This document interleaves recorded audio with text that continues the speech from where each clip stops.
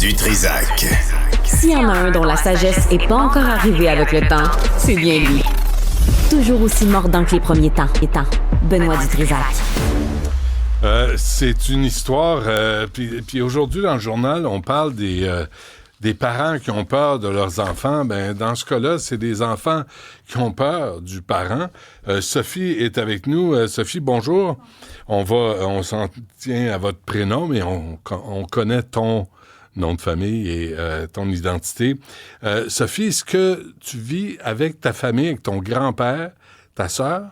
Oui. C'est vraiment troublant. Explique-nous ce qui s'est passé. D'abord, il y a eu comme une étape franchie en décembre dernier. Oui. Revenons à la source. Ton père fait peur, menace tout le monde. On va commencer par un extrait, pense, pour qu'on comprenne bien là, de quoi on parle, Jean-François. Il y a, tu sais, c'est des appels que tu as gardés pour qu'on, en preuve, des appels de ton père. Est-ce qu'on l'a? Encore d'aller en prison, je m'en crisse, mais je vais l'achever en bas à coup de pied, tabarnak. C'est pas la police, faut venir te chercher, c'est la morgue. C'est troublant, hein? C'est troublant d'entendre ça, Sophie. Bon, dites-nous comment ça se passe, ce qui s'est passé avec votre père. En fait, je me suis présentée à la police de Longueuil. Puis, au départ, on a refusé de prendre ma plainte. Ça, c'est en décembre dernier. Oui, le 16 décembre dernier. Puis, vu que je suis en contact avec un intervenant, le sergent de l'équipe réseau à Longueuil, il y a une super écoute. Ils font un travail merveilleux. Mm-hmm. J'étais dans le stationnement, je m'en allais. Puis je trouvais ça... Je viens pour rapporter un crime. C'est une personne vulnérable. Puis il est dans le secteur. Parce que votre père menace votre grand-père. Là. Il menace comme face à face. Ce qu'on a entendu là, oui. C'est des menaces à l'endroit de votre grand-père. Oui. De son père à lui. Laissé sur ma messagerie vocale. Oui. Ça, il a laissé ça quand, ce message-là? Votre père? Il y en a de toutes les dates, là. J'en ai... Ah oui, ça remonte à quand? À l'origine, là, quand ça a commencé. Les derniers que j'ai gardés, là, je pense que j'en avais depuis 2022, 2023. Donc, ça fait 2-3 ans que ça dure. Oui, puis c'est pas la première condamnation qu'il y a. OK. Là, et vous allez au poste de police à Longueuil, vous voulez déposer une plainte. On me dit que je ne suis pas sa victime. Parce qu'il menace votre grand-père. Oui. Qu'est-ce que vous faites après? Mais comment est-ce que je vais... comment je fais, moi, pour passer l'autre bord de la vitre puis rédiger mon rapport? Comment je fais pour avoir de l'écoute? Fait que je me suis retournée, je suis allée dans mon auto, j'ai contacté le sergent de réseau, puis lui, il m'a dit, là, Sophie, ça suffit, là? Ouais. Calme-toi, je vais appeler à la réception, puis je te rappelle. OK. Puis à partir de ce moment-là, ils m'ont écouté. OK. Et là, ils ont pris votre plainte. Oui. OK. Qu'est-ce qui s'est passé après? La police est allée rencontrer le père de mon père, c'est mon grand-père. Puis, ils ont arrêté mon père sur les lieux. Donc, il était dans l'immeuble où vit mon grand-père. Parce que là, votre père, sans arrêt, menace de tuer votre grand-père. Oui. Votre grand-père a 80 ans? Ben, oui. Autour de? Oui, 87, 89. Ah oui, OK. Puis votre père a quoi contre votre grand-père? Qu'est-ce qu'il lui reproche? En fait, tout et rien, mais...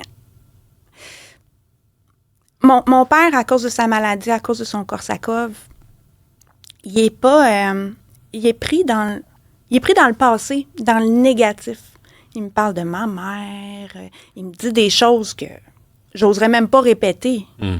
C'est trop cru, c'est trop personnel. Il n'y a pas d'inhibition. OK. Et là, votre père est en prison? Oui. Pour quelle raison? Pour menace. OK. Donc, on l'a arrêté? La deuxième fois, oui. Parce que là, il y a eu une première condamnation pour l'événement de décembre. OK. Et puis là, il a renouvelé ses menaces. Janvier? Oui, le 17 janvier.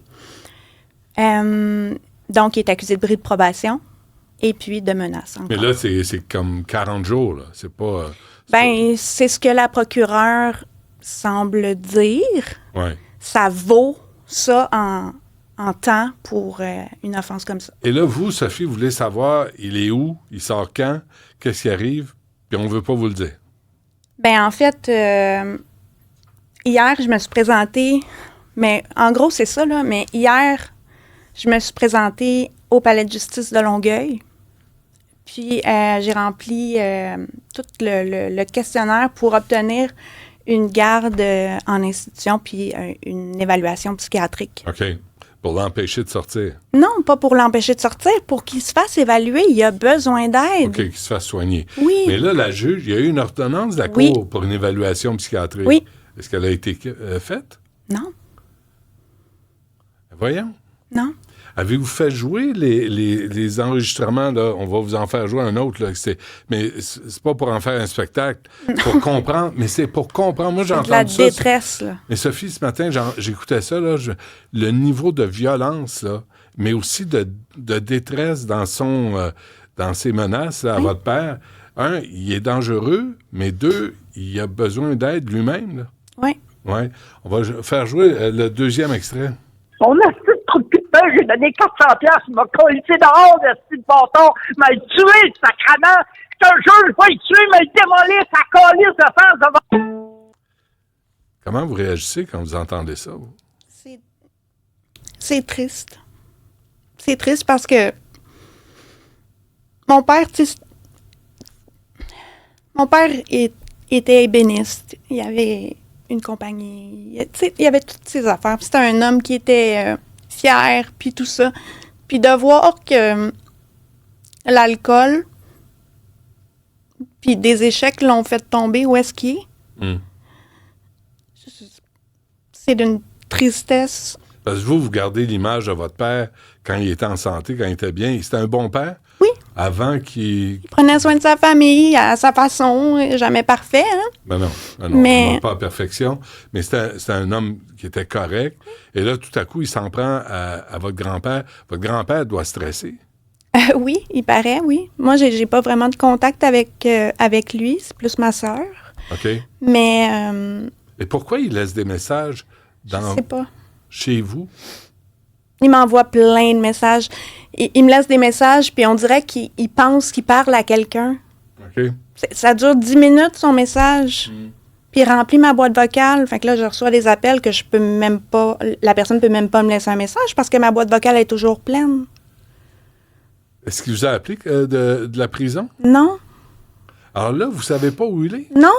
Puis je sais qu'il peut m'appeler parce que ma sœur et moi, on lui a versé 100 $ pour Ok. la cantine, puis tout ça. Puis on Ouais. s'est dit, en même temps, il va peut-être nous appeler, tu sais, Ouais. pour qu'on ait des nouvelles, pour nous rassurer, qu'on sache il est où, comment il va, comment il est traité. Ça va-tu, son sevrage d'alcool? Oui. Parce que quand il sort, là, est-ce qu'il y a un endroit pour vivre? Non. Est-ce qu'il y a un endroit pour dormir? Non, Et alors, il est sans abri. sans abri. Eh boy. Puis il n'y a personne pour le ramasser, pour l'aider, pour le Ben oui, l'encadrer? il y en a, mais on n'est pas capable d'aller au bout des choses. On se bute à « Ah oui, mais il a le droit de choisir de ne pas se faire aider, de ne pas se faire soigner. Ah oui. Mais vrai. c'est plus lui qui gouverne. Mhm.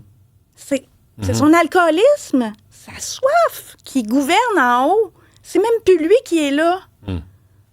Là, qu'est-ce que vous souhaitez? Qu'est-ce que vous voulez? Mais je fais comment, vous, moi? votre sœur, comment vous organisez? Comme on peut, hein? Parce qu'on a des vies aussi. Puis Ben oui, ça prend du temps, ça, dans Oui. une journée, hein? Oui, ça fait 2 jours de travail que je manque. Pour ça, Ah juste, oui? juste cette semaine, là. On parle pas des autres fois, des autres comparutions, puis tout ça. Puis le stationnement au palais de justice, on s'entend que c'est pas Faut payer. donné. Non, c'est ça. C'est plein de Puis vous, frais. puis vous avez jamais l'esprit en paix, vous, là? Non, parce qu'il fait froid dehors, il pleut. Je pense à mon père, j'espère qu'il est en sécurité, qu'il est au chaud quelque part.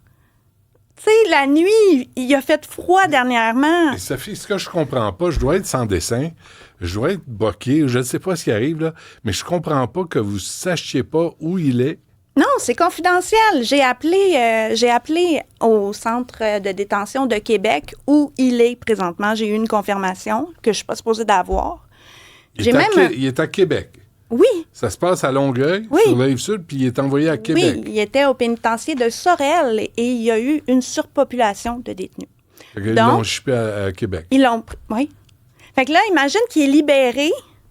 Il va être à Québec, privé de ressources, privé de ses repères. Il va faire quoi? Il est confus, il est pas bien. Craignez-vous que ça se finisse mal? Mais oui! Ouais.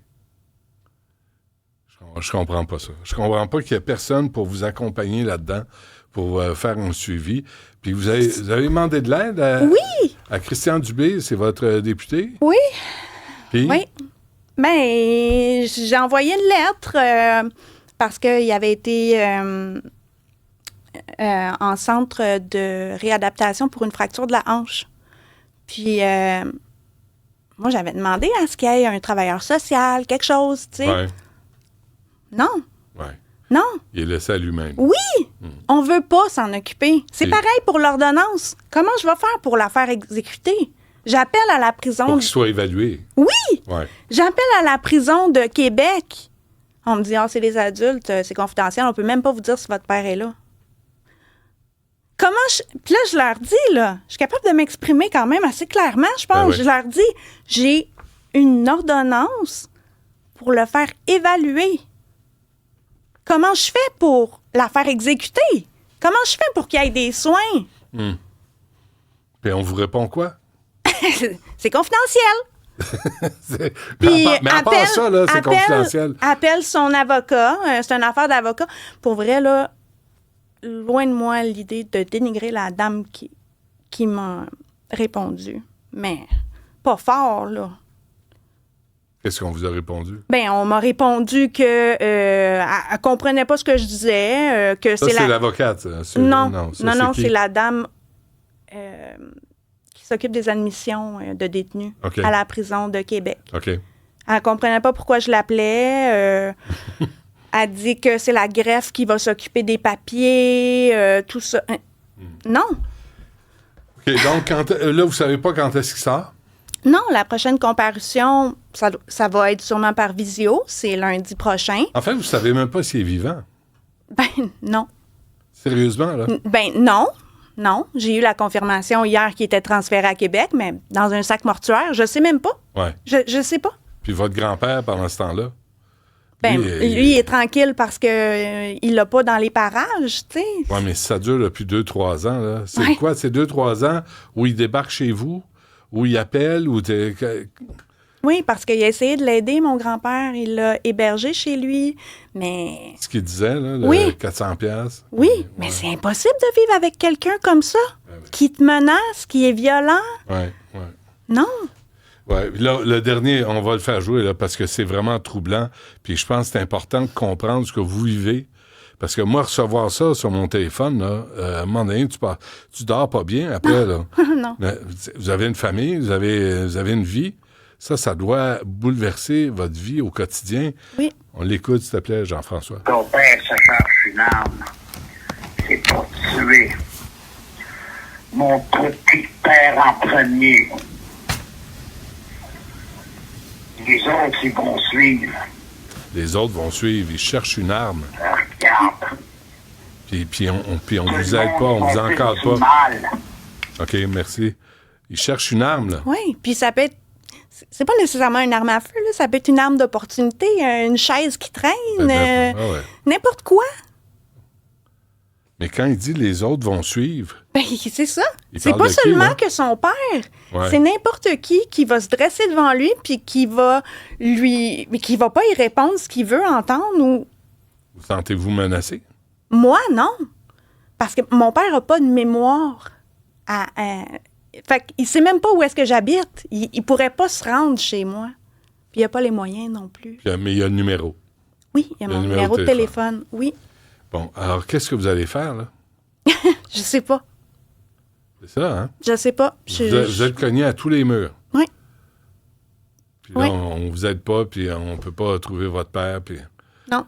Ouais. Puis moi, je veux qu'il qu'il y ait des soins qui soient encadrés. Sa place, c'est pas dans la rue. Il est malade.